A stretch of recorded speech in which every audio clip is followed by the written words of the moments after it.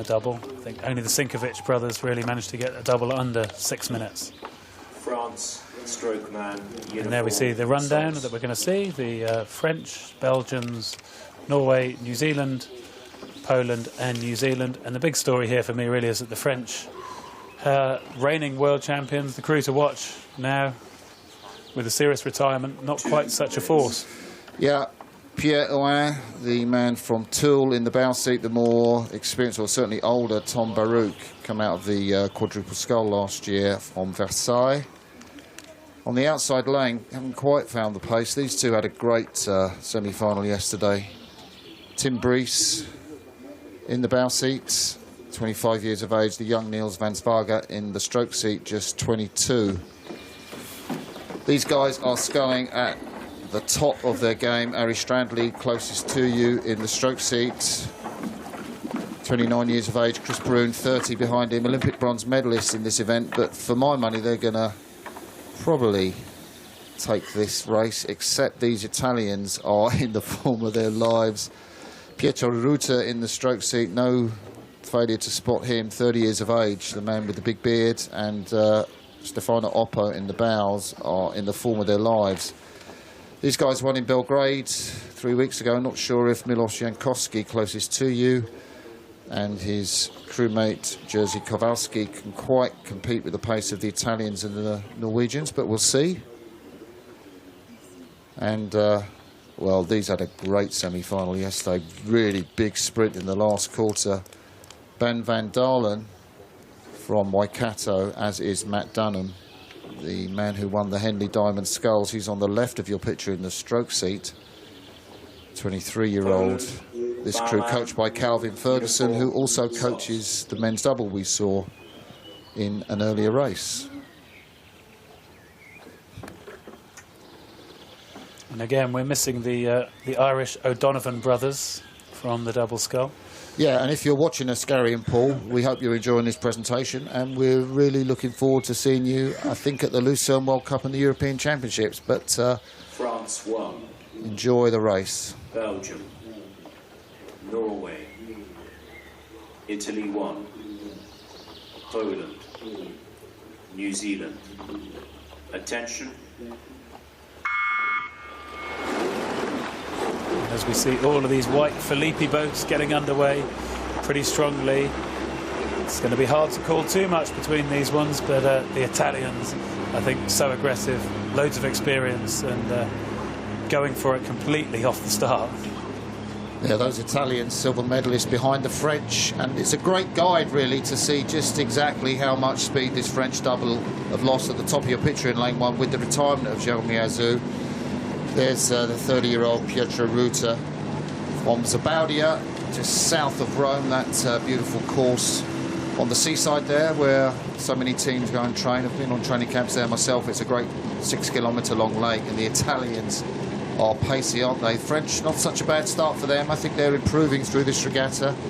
Coached by Alexis Bessançon, they will hope to hit their best form at the World Championships. But at the moment, there you see Tom Baruch on the left of your picture in the stroke seat, the Olympic champion Pierre Ouin from Rio, the younger of the two men on the right in the bows. And I'm expecting to see the double from Norway as well in lane 3 to try and keep pace with these Italians as the crew's coming out here up towards the first 500. We know that they were bronze in Rio and had to race at heavyweight in Belgrade. Now down on the weight and racing in lightweight. And those Norwegians right in there with the Italians leading, and the French, like you say, Martin, made a very good start. Well, I'll tell you how this event has come on in 3 weeks. You know, that the Poles were leading at 500 metres in Belgrade 3 weeks ago. Look at them now. They're back in 5th place, really. And here we see those two Norwegians I was talking about, experienced in this boat, and they just move it so effortlessly, really, that again, there's just no check going on. The boats just kind of keep moving through the water so smoothly. Yeah, coached by Lars Johan Flodin, who took them to the world title in 2013. I mean, these guys know each other really, really well. They've got such good, you know, control through the stroke, open out with the bodies on the hips, and when they hit it together, they look fantastic. I do expect them to move back on the Italians through the middle of the race, but such a dynamic rate of striking from the Italians. You can see them there up at 38. And it's nice to see they're at 38, but also that little bit of white tape on the loom of the oar, just showing us how they don't put the blades too deeply in the water, just the painted bit, and up to that little white band goes in the water, and that keeps it really nice and clean and really efficient. So the Norwegians not making any headway. If anything, the French on the top of your picture in lane 1, Huan and Baruch, just edging a little bit back on the Norwegian crew. The Norwegians were dominant in yesterday's semi-final and beating the French by just under 2 seconds. So perhaps the French have stepped up their game. You'd expect that as they come more into competition. The Belgians lurk ominously. They have a fantastic final sprint. There they are with the white caps in between the French double at the top of your picture and the Norwegians in second place. And the Poles now coming back into it, level with the Belgians. There we see how close the race is, just 600ths of a second for the bronze medal. New Zealand at the moment back in 6th place. Probably they won't figure for a medal, but the Italians have kept that lead. Well, they kept their lead, and the Italians slightly quicker than all the other boats in the second 500. All the other boats more or less the same speed. As we see that Belgian number 2 just coming into the screen. They were second in Belgrade, made the A final in 2017. Famous for the reason that they qualified in the qualifying regatta for the Rio Olympics, these two, but then didn't get to compete at the Olympic Games.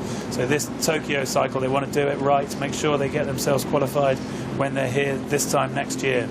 Yeah, coached by Dominic Bassonet, and that's a name you might remember, Greg, because he actually coached Roland and Andrieux to that Olympic gold medal in Sydney. So a name from your past coaches the Belgian double. A crew I remember very well, that fantastic race they put together. They're moving out the Italians, and well, the Belgians have got a better sprint, so they will be quicker in the last quarter, but the Italians will know that, and they're sculling fearlessly. And there's that blade work that you can see, just the flag on the end going in the water, and the Italians doing a great job here of moving on. The Norwegians have had this lower stroke rate the whole time, so you wonder whether they're able to step that up and move on. But as we've seen with all the Italian crews in the last few years, they're not afraid of a bit of rate. They're so quick and direct on the front end, and the blade goes in quickly, but it doesn't go in hard. So that keeps that beautiful run on the stern. There's minimal check, and they've got that clear water distance on the Norwegians. Jos Lohan, Florin's men will have a lot to do if they're going to get into gold medal position in this race. But it's close behind the new French double, the Polish double, all competing with the Belgians for that bronze medal. And I think we still shouldn't count out the New Zealanders either. That we've got Matt Dunham in the bow seat, in the stroke seat, who we know can really take the pace on as well. So the New Zealanders on the left of the picture, I think, still could force their way into the shake-up for the medals. But it'll be a big move if they're going to do that. It'll be a massive move because they had to do that yesterday. There is Baruch and Huan really trying to. Pierre Huan, the strongest man in the boat, in the bows on the right of your picture, trying to use his amazing power just to lever the French into a medal position. That's the Belgians on their left. They've got a fearsome sprint. The Norwegians coming back slightly on the Italians, but left it too late. They're in the centre of your picture. The Polish won in Belgrade 3 weeks ago, and then you can see the New Zealanders charge on the outside in this lane closest to us. The Italians there still looking good in the centre of the course. They're in the red buoys, slightly coming towards one side of the lane, but I don't think that's going to cause them a problem. No need to make a correction.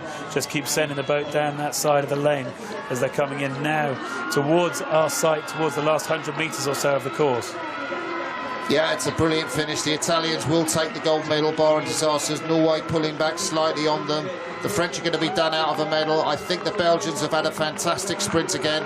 They will get in front of the Poles, who beat them 3 weeks ago. Italy take the gold. It is the Norwegians take the silver, and then I think the Belgians, with another fantastic sprint, take the bronze medal. And France got work to do if they're going to be back at the front of the field, but 6:22 for Oppo and Ruta. Well, Oppo and Ruta, silver in Sarasota last year, will be eyeing gold from now on as they've won it today, and looking to keep their performance going through the year. Good race.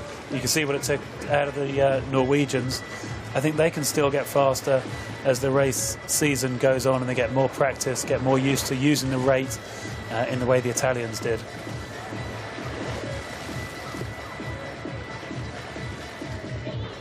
It's only a short run-off area here between the finish line and the trees. As we see the Belgians They had that good last 500 to claim the medal and get on the podium. So that's the replay. One small thing to bear in mind is, of course, as lightweights, you never know quite how easily they've made the weight, and that some of the crews might have had to work a little bit harder, take more out of them at this stage of the season. And by September, we'll more naturally be sitting on the weight, so might be able to progress through the regatta more easily. You can see just how lean and cut each of these athletes are. So you have that close-up of Oppo and Ruta.